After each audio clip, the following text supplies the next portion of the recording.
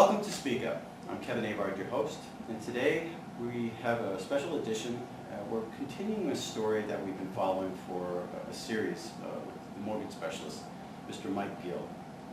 We've seen 2 or 3 films here on Speak Up, and we've aired a couple of other shows where Mike has talked on a billboard of the corruption that he is dealing with here in New Hampshire. Other states are dealing with this as well.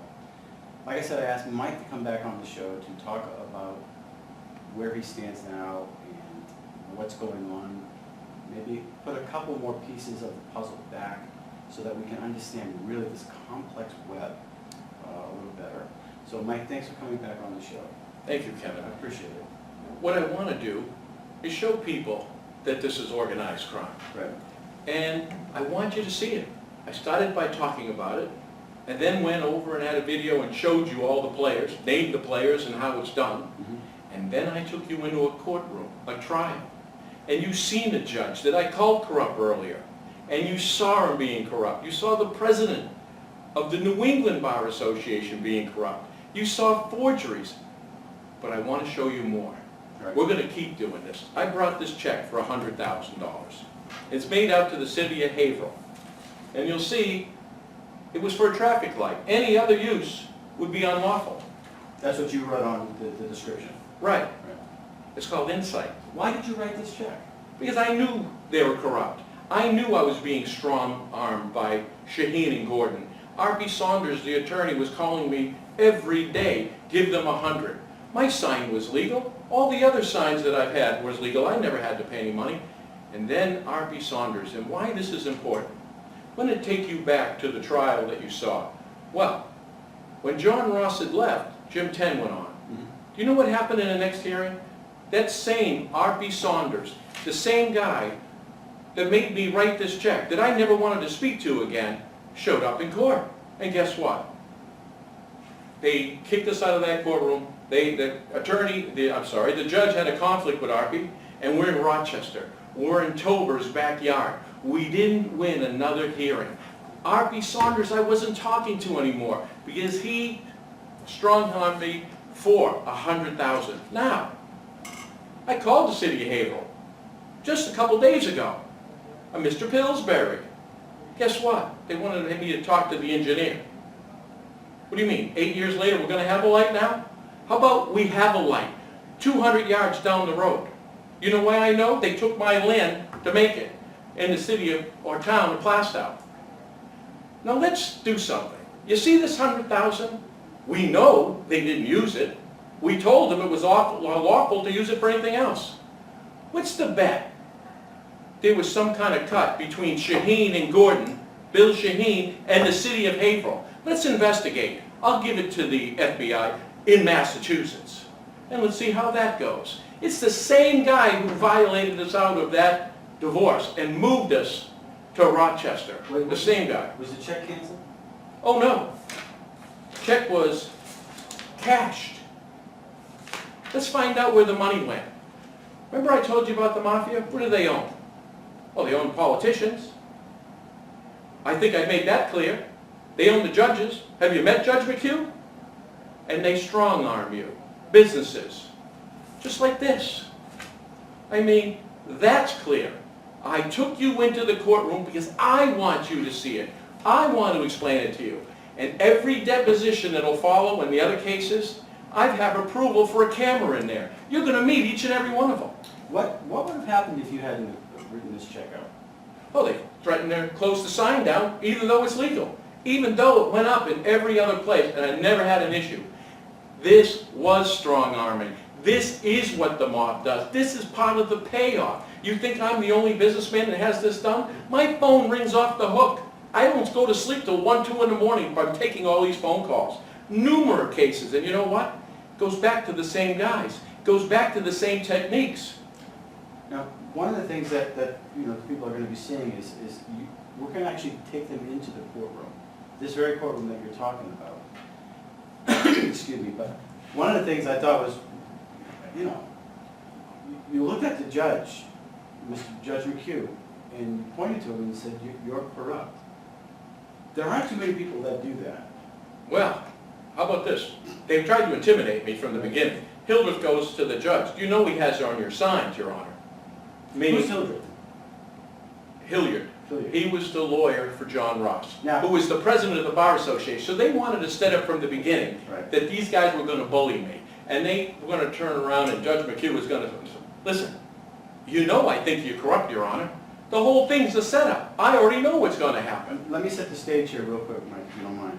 There was a jury. You looked at the judge. You were pro se, meaning you didn't have a lawyer. You did not have an attorney representing you. You might have been looking for an attorney, but when the bar president of New England is representing the previous bar president of New England, is it hard to find an attorney that'll represent you? Well, the question should be, out of 4,141 attorneys, why can't I get one? Listen, I'm going to put a job posting right now. You ready? $1 million. That's right, $1 million. All you got to do is be honest, little courage, and I don't care what kind of attorney you are. I'll do the rest. How's that? All you got to do is be honest and brave. So the thing here is, it's not just them. It's all rigged. You're the last one to find out. But what struck me when I was looking at the video is that you have the bar president representing the previous bar president. Right. All I could think about is Lois Lerner and the chilling effect. You know, because how do I bring that relationship? Well, if we can just stifle his representation, if you represent Mike Gill, do you think you'll ever work in New England again as an attorney? Oh, what does 4,000 people know? Exactly that. But you know something? Listen, I've been asking for help. I don't even want your help anymore. I'll take care of this myself. You look at the trial. You tell me if I didn't kick his ass. And the reason why they had to stop the trial and they couldn't give it to the jury because they knew what was going to happen. They got caught. They got caught with a forgery. Right. They had Judge McHugh interrupting me, referring to the welfare of Wiggins and Norrie, where you can see that they were closing down. Who referred John Ross to you? Alex Walker. So if you go back to the growth chart of this organization of crime, you'll see that Walker communicated with all of them. With Ross, Walker got us 10. Walker's got us Coughlin. That's why when I was questioning Ross about why he was talking to Walker, he couldn't tell us that reason why, but that's what it was. Now, Wiggins and Norrie was in trouble financially at the time that you hired them. And so basically Walker said to you, or listen, go to these guys, they'll represent you. Now, I have to make this point up because it's very, very critical. And it's important that you understand this. When I had Mike on for the first time, when I closed out the show, I believed him. I understood what he was saying because of all the other cases that I was working on. There are about 28 that are actually logged in the New Hampshire House calendar. But the thing that struck me was the fact that when Mike said his lawyer and her lawyer did vacations together. They were best of friends. I brought this up because in that, excuse me, in that court hearing, you can hear John Ross under oath say, yes, I was best friends with him. And I didn't think that it was necessary to tell you. So $5 million later, you find out that both lawyers were good buddies. Oops. And what they wanted Mike to do was sign a release form to release them from any wrongdoing. If this is what a multimillionaire has to go through, what are your chances of getting justice? Did I properly represent that? You did, but There's more to it, obviously. Oh, there's some. What you have to know is it's the Beth friend routine. It's what Kakavas did with Howard and FRM. And let's not forget, Kakavas worked for John Ross. This is a trained situation here. Do you know what Tober is? Tober is the guy that goes in when you're in trouble. Why do you think I asked him, did he represent you? Well, yes. When? Oh, I don't remember. Oh, 3 days before? Don't remember that? I remember hearing that. You better believe. And then he represented Wiggins and Norrie. And if you read Dallas Sedgwick's statements, he represented him a lot. She was bringing it to him, saying, why aren't you informing him? Why aren't you? They had to maintain the corruption. In the beginning, it was just to steal millions. And then it went to steal millions and protect Ronnie Wise. Did you see how many times? Ronnie Weiss is the president of what? She is the president of the PCC. So if you had a complaint with an attorney, you'd call Ronnie Wise. Ain't that a joke?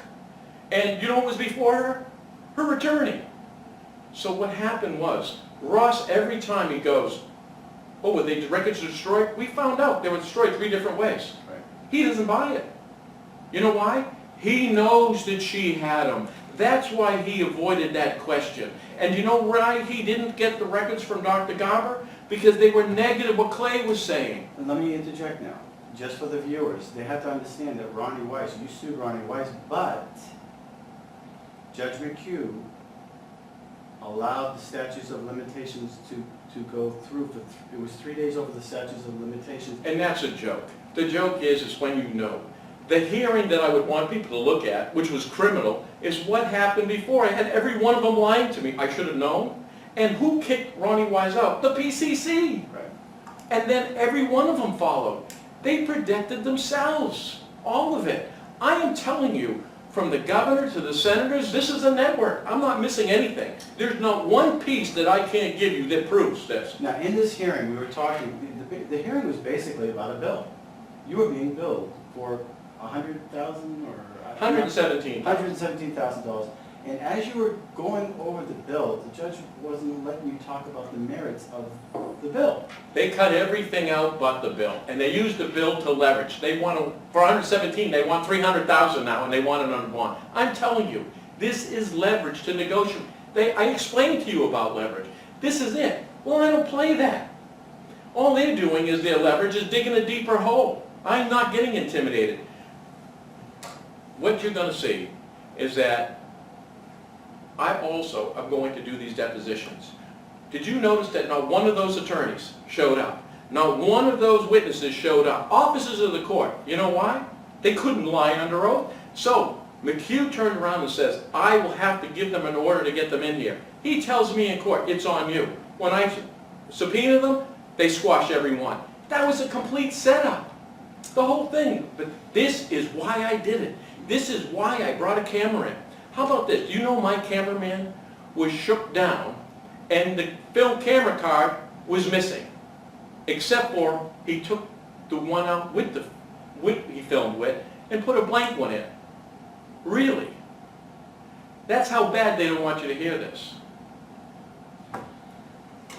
So I thought a compelling part of the hearing, you know, I know it's long, some people are going to look at it when it's on TV, but if you take the time, if you're interested in justice, it's important to watch this, and we want you to be the jury.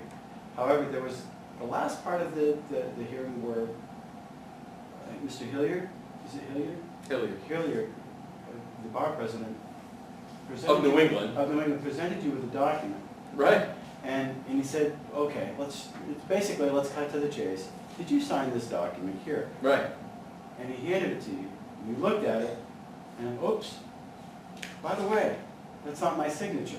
Right. A third grader, unfortunately, could copy my signature. This was so off it was comical. And then it came to me. You know why it was off? It wasn't a fee agreement as much as it was a release. They were setting me up from the beginning because they knew they were going to rob me. That's why Sedgwick was so upset with that, because they thought they were going to use her as a buffer and they were going to go after her. They knew from the beginning they would rob us. And that's why they couldn't allow me to sign that, because I would have looked at it, rather than the fee agreement, as a release. That's why it happened. Why didn't they let the jury see that? Because the game was over right then. You said right in the hearing, my license is right over there at the desk, I can show the jury, here, this is not my signature. And then, I thought a very telling part was when Hilliard said, well, didn't they mail that to you? Wait a minute. How are they going to mail me a document that I signed if I didn't sign it? There was no witness Well, to the it. reason why the mailing, he said, because once I have proof it's a forgery, and we did, and now I've got one of the foremost experts in the country verifying it, they would have said, well, you would have signed it in front of him. He knew it would have been a lie. So they had to say it was mailed. Why do you even think he suggested it may have what? Survived the drowning? Because he couldn't have it come up. Because he knew it exists. What I want people to understand is, who are these people? Ross was the president of one of the largest law firms, Wiggins and Norrie. They did close down because of corruption, and they had another federal corruption case in 10. And this was federal Judge LaPlante, who tried to take the banking case. Remember, Ross is his mentor. Kakavas, the U.S. attorney, Ross and him worked together, or Ross was his boss. This is why this is important. They're all connected. I put McHugh on there as the judge, being corrupt. They run that. The reason why they can't go to any other judge, because they don't want it. It's like passing a hand grenade. They're going, you did this. You got all these guys in it. Not that they're not corrupt, but they're not picking up the hand grenade, and that's why no other witnesses coming in. I actually did, but to get back to that signature, I did look at it, and it did look like it was the same pen, and there was no place where it said witness. Of Nobody course not. witnessed it. So they presented that, and then you basically challenged it, you offered it to the jury, and then instead of the jury ruling on this, the judge dismissed the case. I knew right then when it was a forgery. That's what, if you've seen that I was a little over the top in the beginning, because I wanted you guys to see what was going to happen. I wanted the jury to see what was going to happen. The fact that we caught him on forgery, in fact, Hilliard goes to the bench and goes, I know there are smarter jurors, Your Honor. You can hear that on the tape. And he goes, yeah, they're smart. They know what's happening. They got to go. Clear the court. And that was the end of it. I knew the night of the first day, that night, we would never go another hour in this. You can't catch them on camera. And they even shake down my camera hand to steal the film. So, you know what? I'm going to make their nightmares happen one at a time. We're going to depose them and going to put them on camera. Just think what I can do to these guys when I've got a judge that's corrupt, that's objecting, beating even Hilliard to the punch. Hilliard spent more time standing or somewhere in the middle than actually sitting. Now, get me in a deposition room with these criminals. Oh, and they're criminals. And they're going to, under oath, they're going to have to answer the questions without all these objections. Let's see who's the first one. Why wouldn't they let you talk about the $40 million lawsuit? Oh, you mean, not the lawsuit. You mean the settlement between 40 and 50? Right. Wow. They wanted to make me look like a deadbeat. But then when they turn around and open that door, and I turn around and say, well, listen, including your own client. And Hilliard went to the bench and said, I want to tell you straight up, Your Honor, that never happened. Well, I don't know. At the same time, I just posted the settlement global that included Wiggins and Norrie. So he flat out lied. And when I talked to him about the forgery, remember in court, I want an order, a preservation order. Guess what? 48 hours. Remember I told you we'd never see this? Uh-oh, it's missing. They said they gave it to Jim 10. Now what's the bet we call Jim 10 and he doesn't have it? Why would they send their own fee agreement to another? Oh, you mean it's a forgery and we got to get rid of it? Can I ask you a question then? What does that mean? If the judge dismisses it and they don't have the actual evidence, but a copy, what does that mean for the He didn't case? dismiss it. He ruled against me, and for $300,000 to create leverage. Don't forget, McHugh's in trouble too. That's it. They couldn't have the jury see it. They had to get the jury the hell out of there. Isn't there a thing called jury nullification? Well, there's a thing called corruption and organized crime. That doesn't seem to get in the way. Fact is, I spoke to Andrew Hemingway, the Republican candidate running for governor. You know what he said? The Republican Party told him, don't mention FRM with Kelly Ayotte. Why is that? That's outrageous. Scott Brown announced last week he's running for senator. This may be a stepping stone, New Hampshire. But while you're stepping on our stone, here's $100,000 I think is extortion. Why don't you look at it? Why don't you, while you're stepping on a stone, help us clean this state up? Listen, the Republicans and Democrats in this state are corrupt. This is a party of corruption. It isn't separated. So he's coming in here. The Republican Party telling him not to mention FRM? Well, he is an attorney. Oh yeah, in one of the law firms that I'm suing. I know. Oh, I didn't know that. Well, I do. So here you go. What are you going to do? Is it all a game? Is it all a lie? Are we not supposed to mention FRM? The Republican Party's did they tell him not to mention FRM? I'm just proposing the question. Who was the attorney that set up FRM? Well, some people say it was Lynch's attorney, like me. Why do you think Lynch was gone? That was the deal. And then what happened to him? Oh, he got kicked out of the AG's office. You know what he replaced? Kelly Ayotte replaced him. The whole thing's a cover-up. What was his name, do you know? Delaney. Remember him? Yes, I remember him. There you go. Right. So to close out the show for us, Mike, where do we go from here? Right now, we're going to be looking at the video. You know, my problem is the we. I can't hire any attorneys. Here you go. I want you to remember, $1 million, one honest man. Or woman. Absolutely right. Absolutely right. And then, I don't even need your help. I'm going to put these on stateofcorruption.com all the time. I'm doing 400, you're going to like that, 400 one-minute commercials every week on all popular stations. And I'm going to sell mortgages like I do. And I'm going to spend a little time with the state of corruption.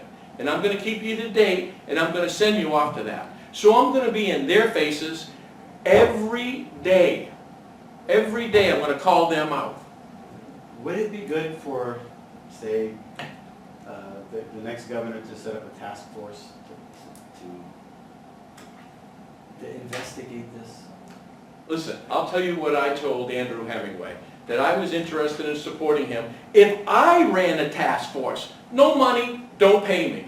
We take attorneys and investigators from outside the state, different parts of the country, and we create a task force against corruption. Let's go to town. I know who they are, I know how to get them, everything. Just let me loose. We'll see how that happens. Well, Mike, I appreciate you coming back on the show. I'll be following this, and anytime you want to come on and give us an update to talk about this, we'll definitely do that. I know from my own personal experience, of all the people that are commenting to me or approaching me, how can I find Mike Gill? Everywhere.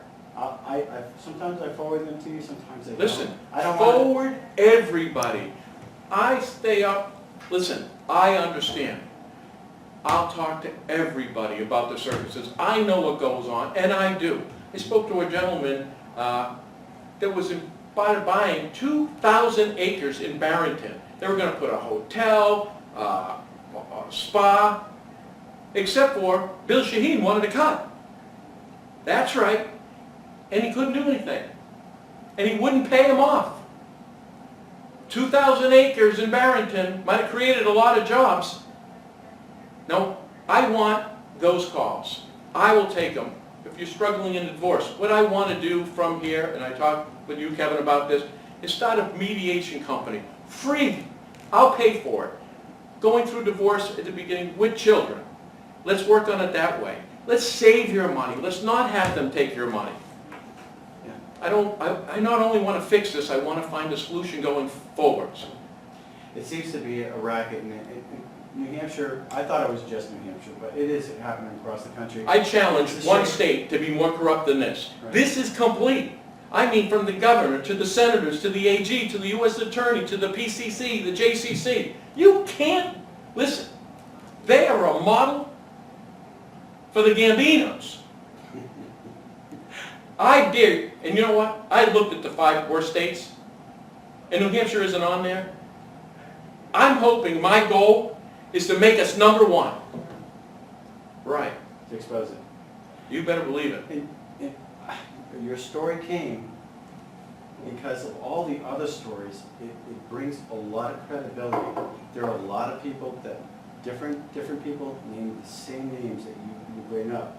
So there's a lot of smoke, and I know there's a lot of fire. And I personally will be looking into this, especially when I get elected, and I am running for Senate. And this isn't a political ad, but It's time that the people get. Should be a political ad. We need, the people going in now, we gotta speak about corruption first. It's You happening. can't fix your house. Right. It isn't a matter of independents, Republicans, and Democrats. If it's corrupt, That's right. corrupt doesn't care what you believe in. That's the smoke screen. In fact, remember I told you Alex Walker was gonna be governor? Right. From Devine, that was the payoff. Watch Devine come up with another candidate, or back another candidate, because it's their turn. See, Lynch had to go. Now it was their turn. Huh? Think that's crazy, huh? Listen, everything I'm saying I can verify. How about this? I challenged them all, any one of them to sue me. Nobody has, have they? And I challenge you still. And with that closing thought, thanks again for coming on the show. And we appreciate you watching Speak Up. If you want to get in touch with Mike Gill, contact me at speakupnh@gmail.com. We'll forward your message to him, and look for more shows. And we thank you. And please visit www.stateofcorruption.com. I will keep putting more pieces in there. Right. I am going to take you through the deposition process. You're going to watch presidents of law firms and presidents of the bars associations. You're going to get them squirm. You're going to get to see how the guilty looks. These are the same people. You see McHugh? Same people who take your children away. And that's the point. That's the point. Until next week, thanks for watching Speak Up.